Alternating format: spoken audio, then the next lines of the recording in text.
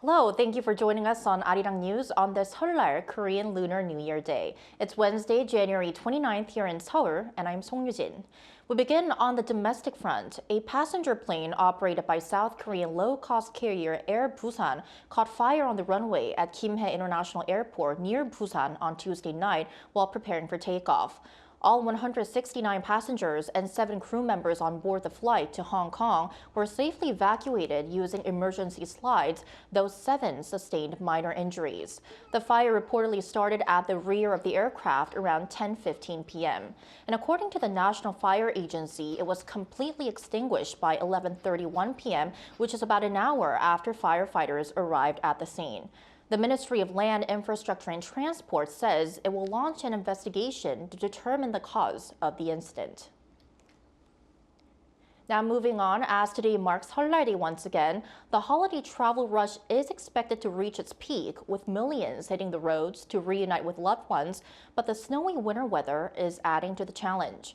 According to the Korea Expressway Corporation, as of 9 a.m. Wednesday, it will take approximately 7 hours and 40 minutes to travel from the capital Seoul to the city of Busan in the southeast.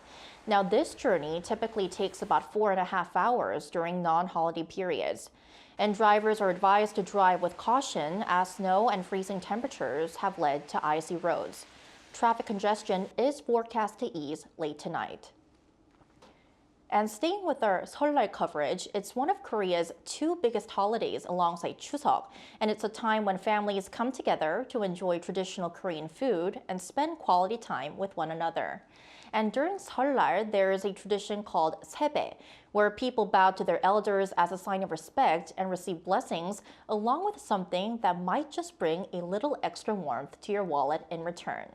Our Park Gun-woo walks us through what Sebae is.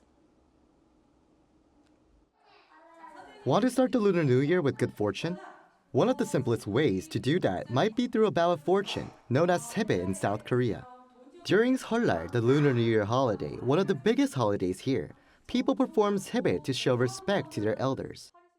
Wearing the traditional Korean attire hanbok, you stand up and place your left hand above the right if you're a male, and the right above the left if you're a female.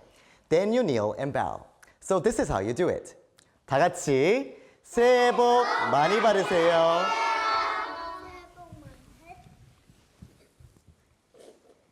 더 씩씩하고 건강하고 멋진 친구들이 됐으면 좋겠어요.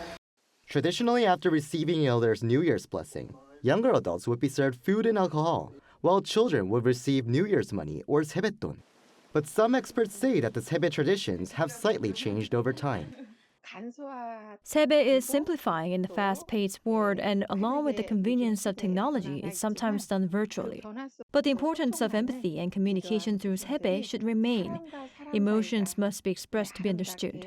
Maintaining the warmth of Sebae and continuing this tradition is essential for fostering meaningful connections. Another change in the tradition is seen in the hanbok worn during Sebae. Until a few decades ago, people would wear hanbok with great formality. But with changing tastes, especially among the younger generations, it has become more simplified and people wear it less frequently than before. But he also said that it's still great to see more foreigners wearing hanbok, along with its growing popularity. The handbook is very beautiful and there are a lot of details. We watch a lot of K-dramas, so there are a lot of period dramas there, and we're very interested in K-pop, so we got exposed to knowing the hanbok.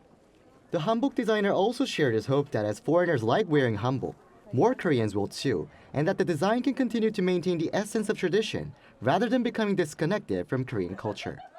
Park Gun-woo, Arirang News.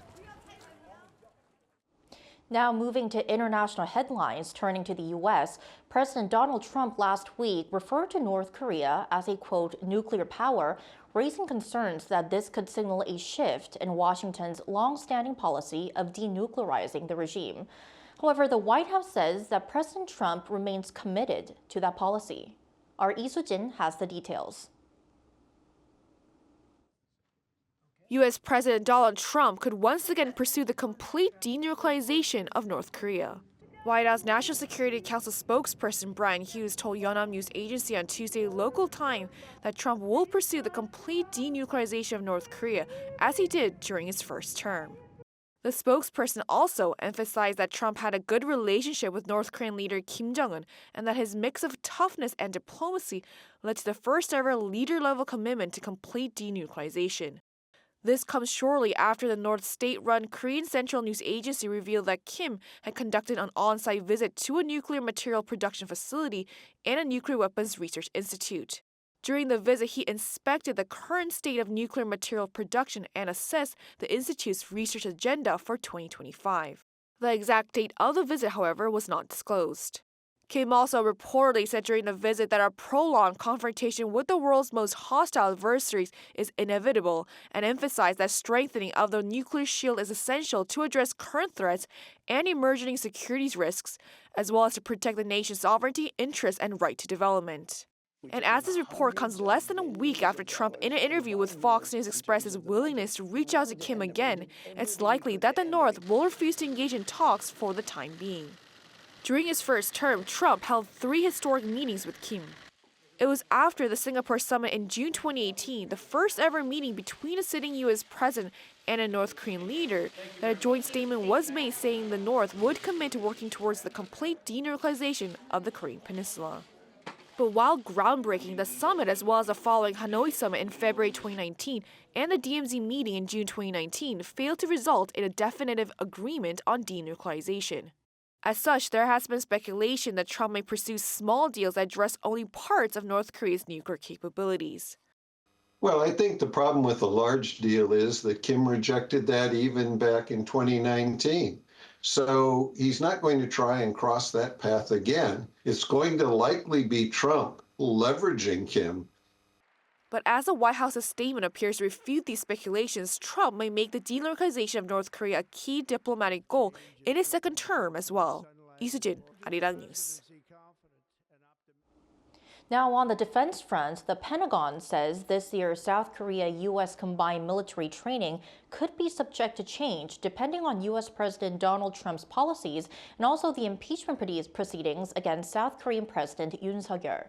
Radio Free Asia reported this, citing an unnamed Defense Department official who emphasized that for now, the drills are scheduled to proceed as planned.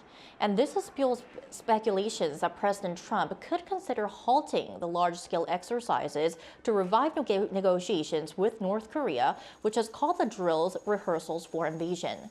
Back in 2018, Trump ordered the suspension of joint military exercises with South Korea following a summit with North Korean leader Kim Jong-un in Singapore.